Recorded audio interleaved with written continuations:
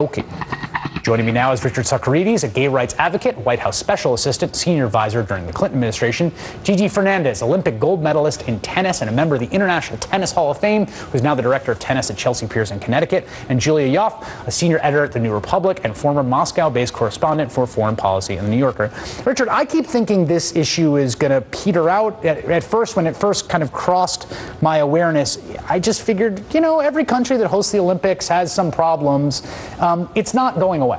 No, in fact, I think it's a huge story. I think it'll probably be the biggest international, global gay rights story ever in history, because, you know, gay rights are gaining steam here in the West, but everywhere, you know, we're sending a message with the Supreme Court decision just recently. So it's going to be a big story, and it's not really just about this propaganda law. It's not really about the Olympics fundamentally. Fundamentally, it's about a country that has chosen to stigmatize and to have allow its citizens, its other citizens, to target gay people for violence and even death. Julia, can you give some context here? If you're kind of a chart of what it's like to be gay in Russia, is there some inflection point in the last year, 6 months, where it gets much worse? My sense from the reporting I've been reading is that the answer to that is yes, but I'm curious what you think.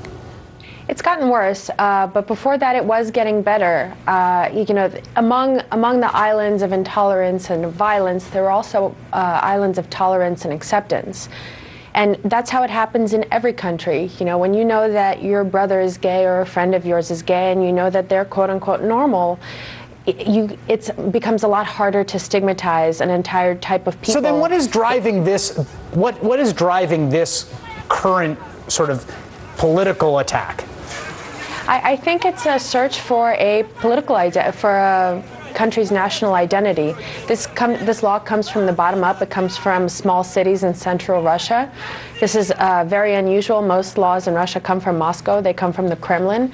This came from various cities all over Russia. And in polls, the vast majority of Russians tend to think that homosexuality is either a disease or an aberration. We have some polling I want to show, and Gigi, I want to get your thoughts on how, as an athlete, you navigate this very treacherous water right after we take this break.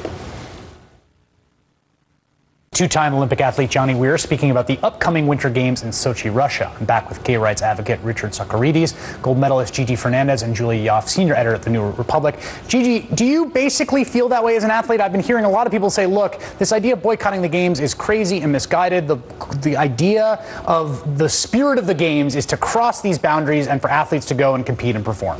Yeah, absolutely. I mean, I've never been a proponent of mixing politics with sports.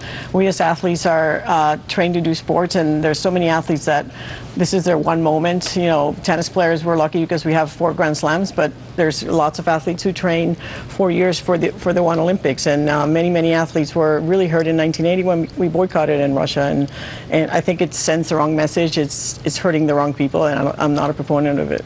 A lot of people are saying that, Richard. What do you think of that idea? Well, it's not really mixing politics with sport. This is really an issue of basic human rights and fundamental freedoms and people's safety. So I think there'll be a lot of pressure. I mean, explain, why do you say that? Because gays and lesbians in Russia are being targeted, or being beaten, or being abused, and being even murdered because of the environment that Putin has created. So there'll be a lot of pressure. I mean, I think saying that we shouldn't boycott serves a lot of Western interests, and we all want our athletes to go and succeed. But maybe we should move the Games. I mean, the IOC has a rule that you can't discriminate. So maybe, you know, they've been asleep at the switch. Maybe they should move the Games. Sponsors will be under a lot of pressure to cancel their sponsorship. I mean, there are a lot of things we can do short of boycotting that is more than what we're doing now. You can't move the Games 6 months before they start. That'd be like having the World Series, the Super Bowl, and the World Cup, and, you know, organizing it in 6 months and having them run for 14 consecutive days. Well, you can't. It's impossible. You can't have the exact same Games somewhere else, but you could certainly move just a cut-rate version in Norway. I mean, you could move them, but I mean, listen, we're talking about people's safety. We're talking about human rights. But it also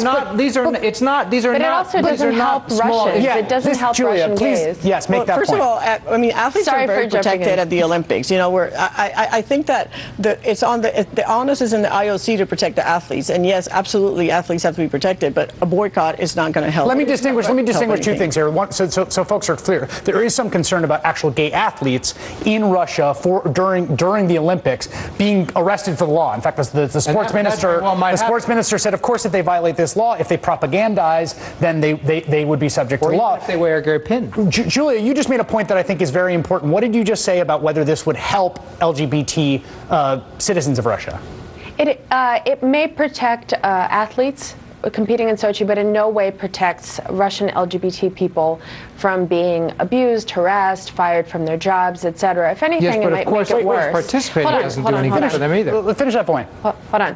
What I wanted to say is that this is already, homosexuality in Russia is already seen as a Western import. It's seen through the lens of an international gay cabal imposing its will on Russia and sullying this kind of pure Christian state.